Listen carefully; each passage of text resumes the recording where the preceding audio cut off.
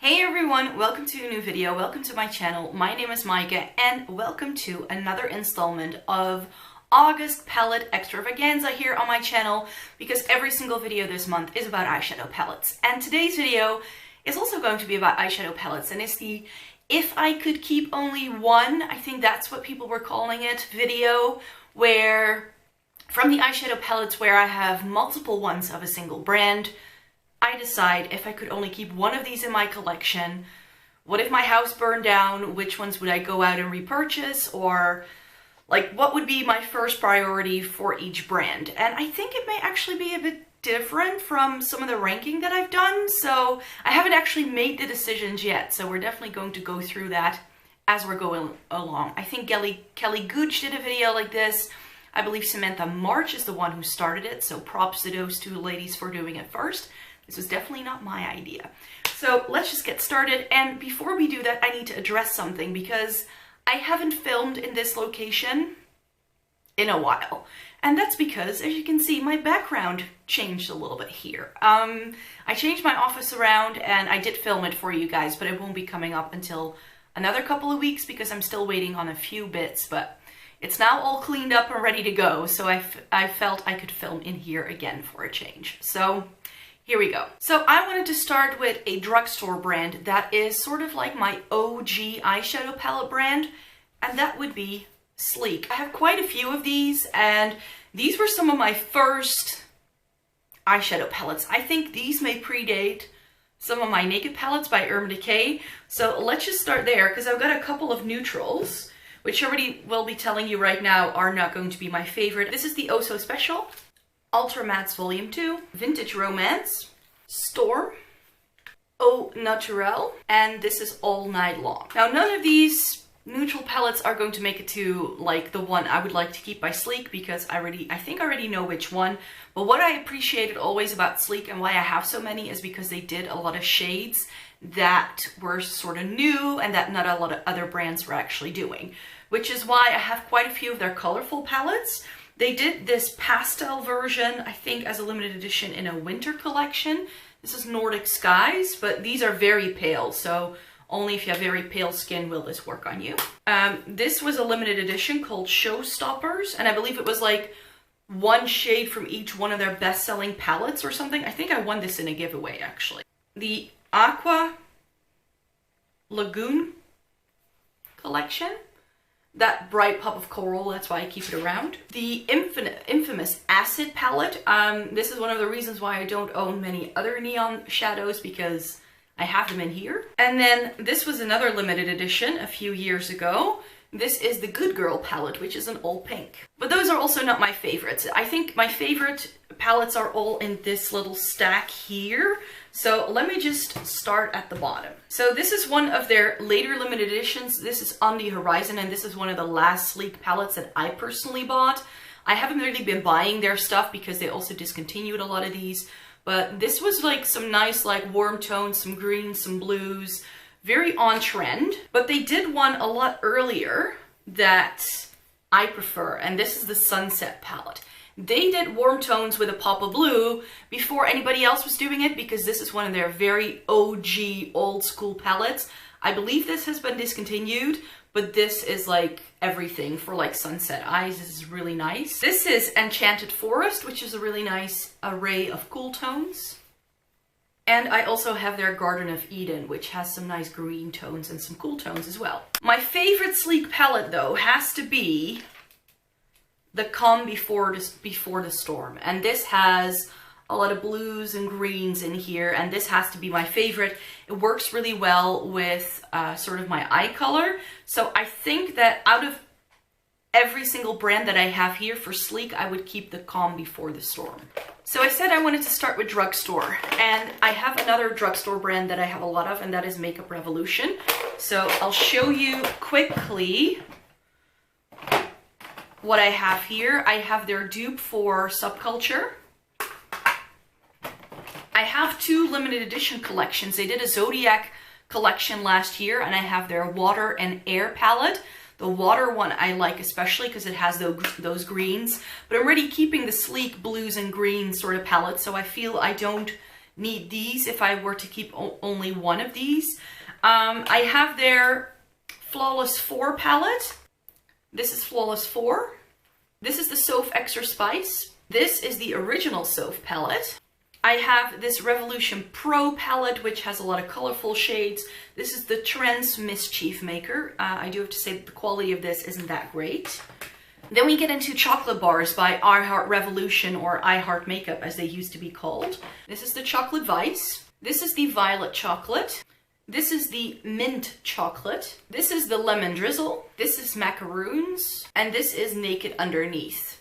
And I have two of these baby palettes. I have the Chalk Mint. This is the Chalk Mint. And this is the Rose Gold. So out of all of these Makeup Revolution palettes, it's definitely going to be between these three for me. I really like the quality of the Violet Chocolate.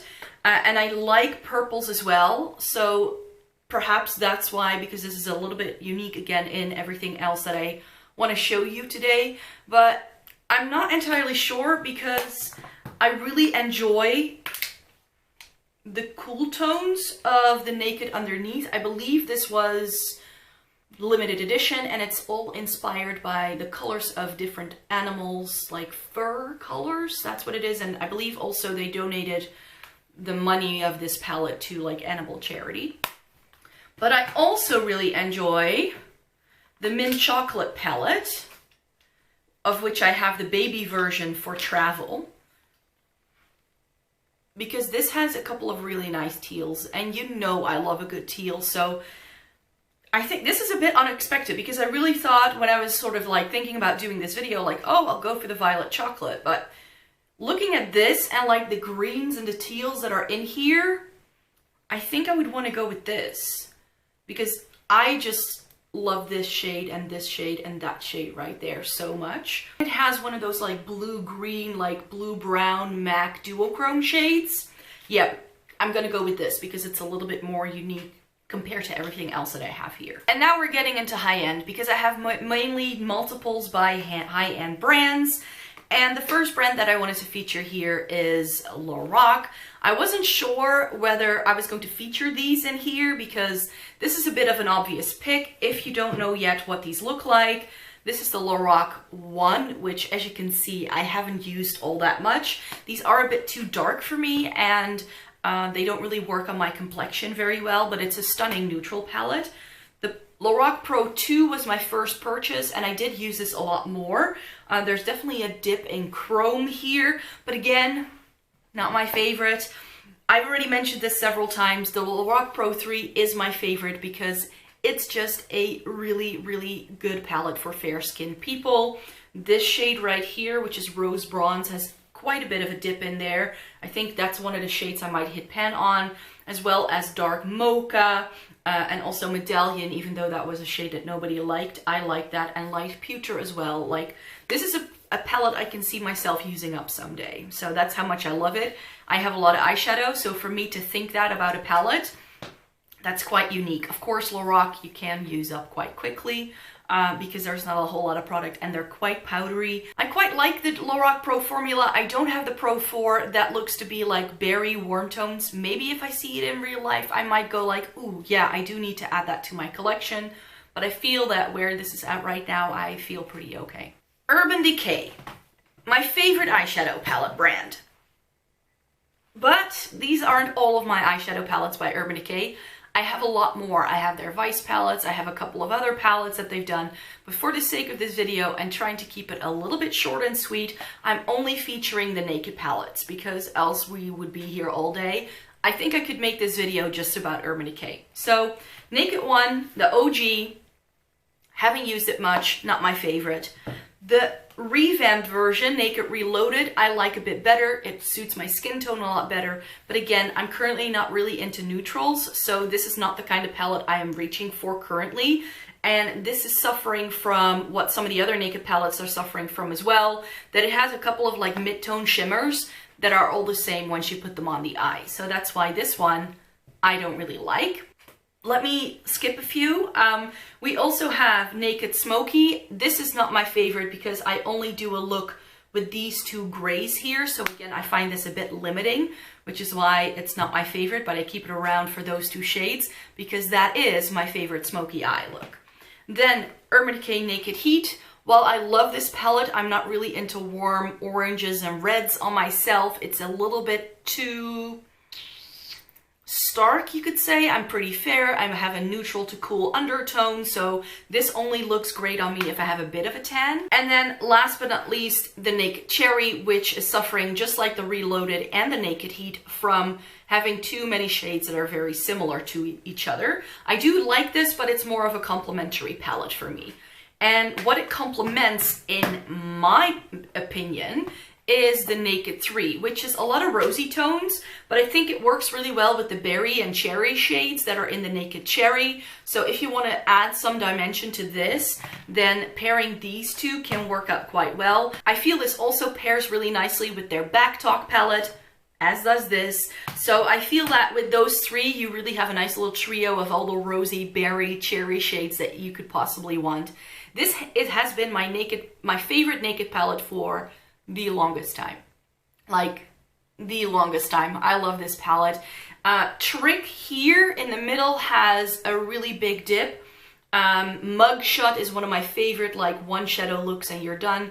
Again, that shows a lot of use as well.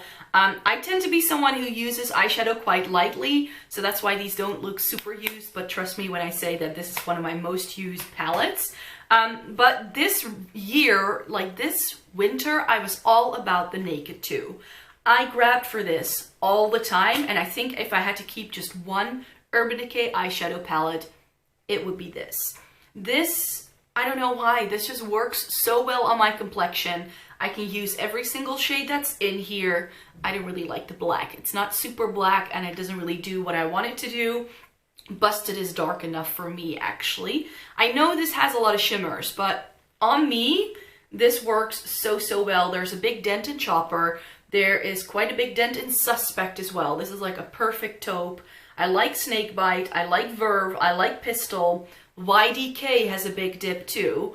Like, this is probably my most used palette in my entire makeup collection, and that says something because A, I have a lot, and B, for me to go back to this palette after years of using it and still loving it, that means that it's a good one. So this is definitely the only one I would keep if I could only keep one of my Urban Decay Naked palettes. Then I also have a stack of ABH palettes. Now I just recently ranked these, and in that video I told you that the Subculture would go on top for me, as in this is my #1 palette by ABH, and I stand by that. This is my favorite color story by them. But if I could keep just one, then I don't think this would be the pick I would go for. I'm not sure why, but I feel that this color story is definitely a little bit more unique. If I had to start over, or if there was only one eyeshadow palette from all of the Anastasias that I could pick, I think I do want to go with the palette that really sort of got my Anastasia love train started, and that is the Norvina, because it has those pinks and those purples and whimsical sort of airiness to it that I don't think I would get from many of the other palettes that I'm picking today. So I would definitely want a little bit of color to play around with, but I think that this is something I can work with year round, whereas this I feel is much more like a fall winter palette, whereas this can go in any season. So if I were to pick only one, I wouldn't go for my top favorite Anastasia palette, but I would go with my, like, I think this was like #3 actually. So this is really good. You know, Modern Renaissance, I said that in my ranking video, this is my least favorite, so don't shoot me. I like Prism too, but there is not enough here that I would reach for consistently, so that's why that one can't go on top. The Riviera I like. I love the brights that are in here, but again, like the Prism, I feel it does like a couple of things, whereas with the Norvina, I can see myself doing lots of different looks. And I could have gone for the Sultry, because I do really like that as well, but since I'm already keeping quite a neutral and quite a cool toned palette by the other brands, I feel that this wouldn't really fit into the family. Soft Glam has to be one of my favorite neutral palettes, but I'm pretty sure that one of the other palettes that I'm going to be showing you by some of the other brands is going to fit into this sort of vein. So that's why I would go with the Norvina. Too Faced then, because we have quite a bit of a chocolate bar family here as well. The only one I don't have is the chocolate gold, and I also never got the Clover palette, even though I believe that Clover palette you can still get if you go to the Too Faced store in London. Not sure, it was there when I was there last, but not sure if they keep it in there. The Too Faced chocolate bar I know is an OG and everybody loves this, but this is my least favorite Too Faced palette, y'all. I am going to be trying to do 3 looks with this one palette in a video this month so that you can see why this doesn't really work for me, because this is a palette that doesn't inspire me. It's just a bit too dark and everything looks the same.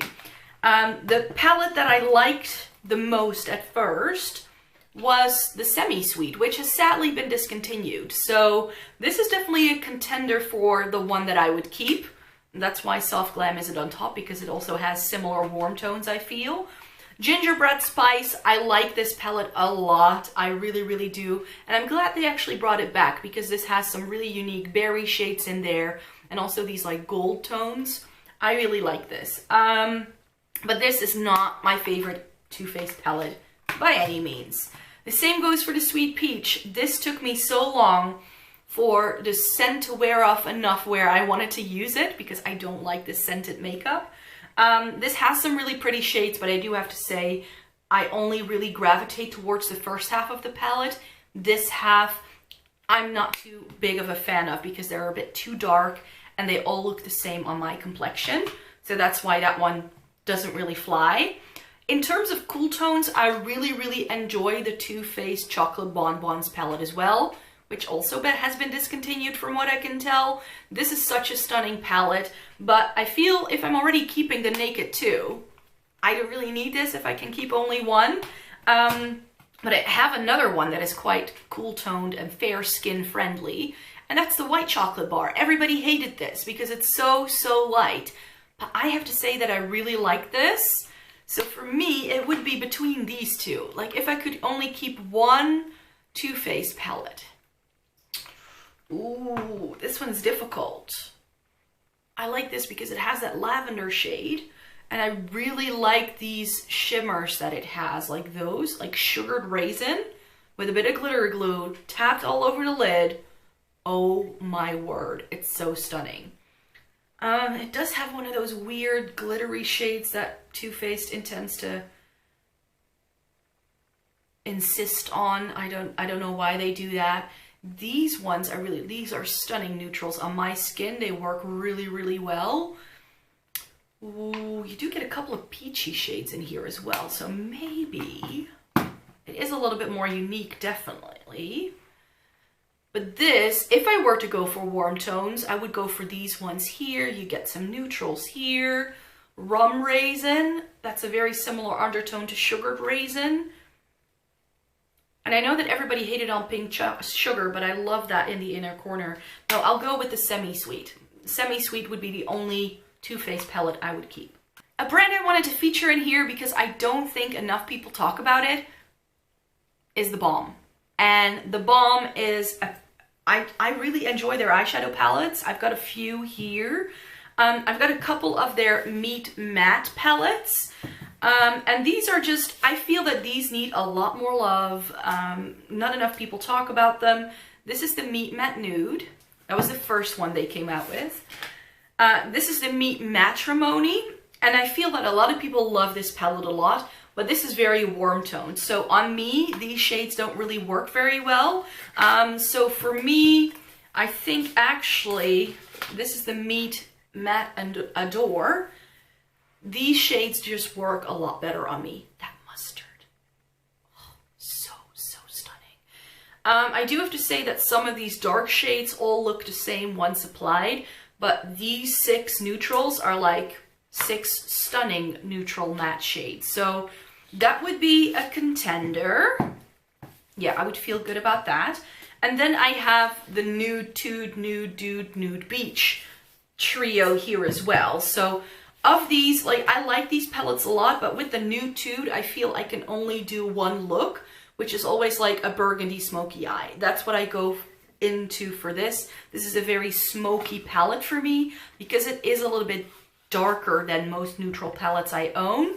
The Nude, of which I have said many times that if the Naked 3 is too light and rosy toned for you, then this will work because it has rosy tones, but for a darker skin tone, I feel.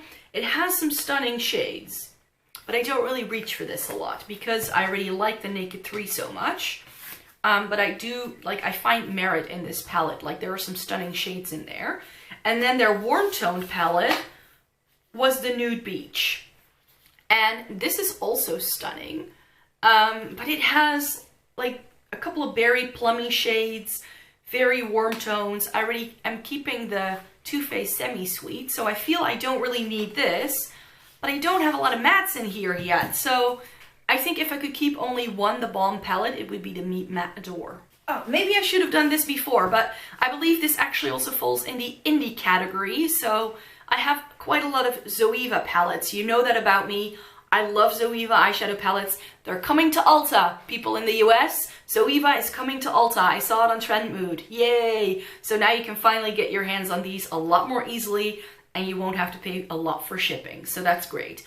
Of these, I do have to say, ooh, this is one that I have been umming and ahhing about whether I should declutter it or not. But then people were leaving comments saying, you need to use the blue wet and it will be great. Haven't gotten around to that yet because I'm testing out so many new things currently.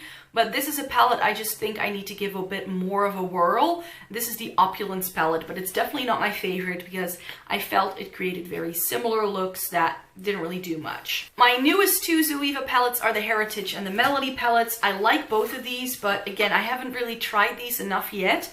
This one has stunning duochromes, actually.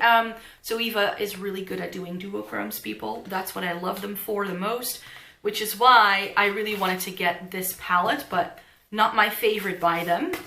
The Heritage is really nice as well, but like with the Melody, I just got these, so I still need to test them out. So I wouldn't feel it's not fair to put them really high on this, like give them a very high spot. The Premier collection, that one was nice. It has a really stunning duochrome right here in the bottom, but I don't feel like the neutrals in here are really my cup of tea. They also do a matte palette. I don't have any of their bigger palettes. I only have these ones.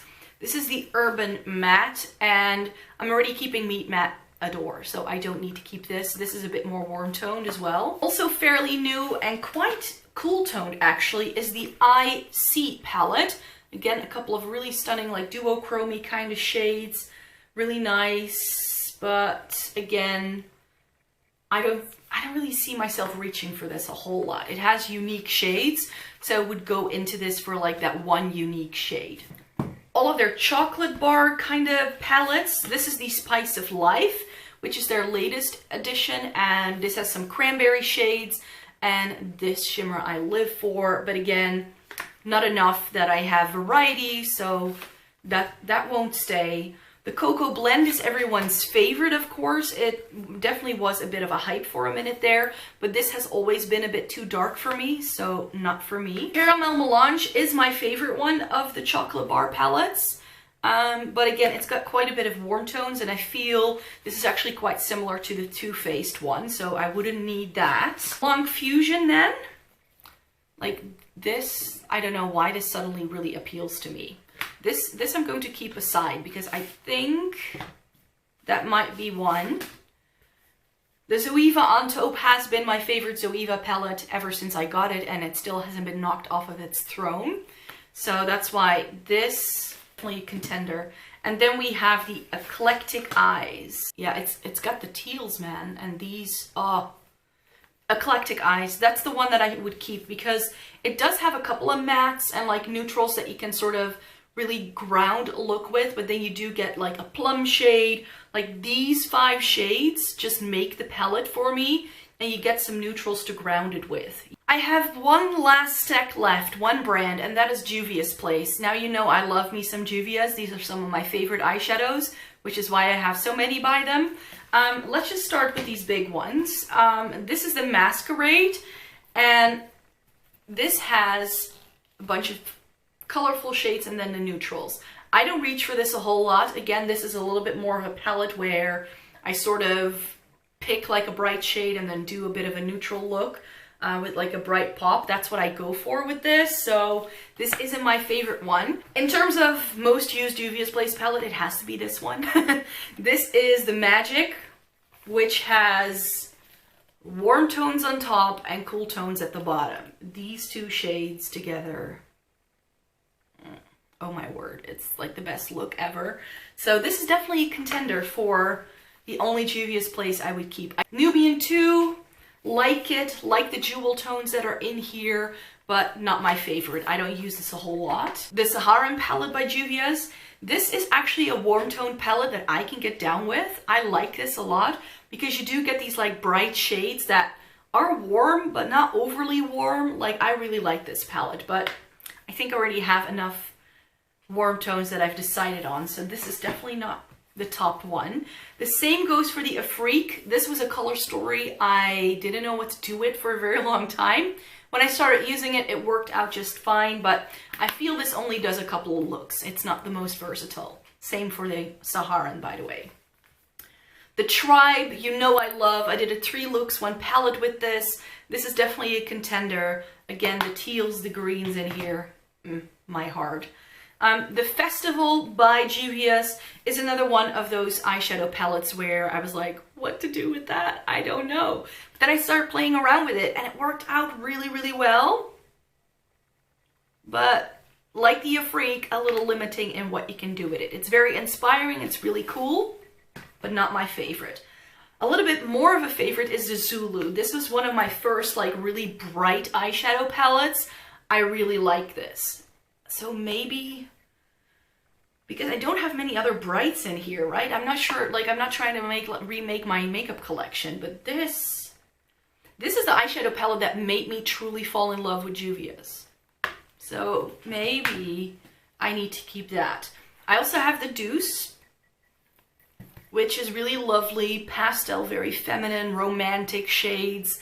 I really like this, but I don't think I can do a lot with that.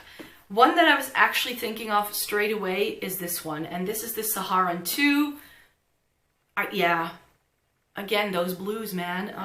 But it does have some warm tones, and it has these like cranberry shades. I think if I keep the Magic, I can do similar looks that I can do with all 3 of these. So I think I would have to go with the Magic because it just does so much. Yes, the Magic. I would feel comfortable with that. So the Magic by Juvia's. So these are, like, if I could keep only 1 palette of each brand, this is what I would do. As you can see, I have very more. This is sort of like almost like a sneak peek of my eyeshadow palette collection, you could say. But because that's coming up in a couple of weeks, I will definitely make that one of the last videos I do this month. But I have lots more content about eyeshadow palettes coming your way, so please stay tuned. If you like this video, give it a thumbs up if you liked it. Subscribe to my channel to stick around so that you get notified of when I post new videos. That would be lovely too. And then I just hope to see you in my next one. I hope you have a great day. Bye!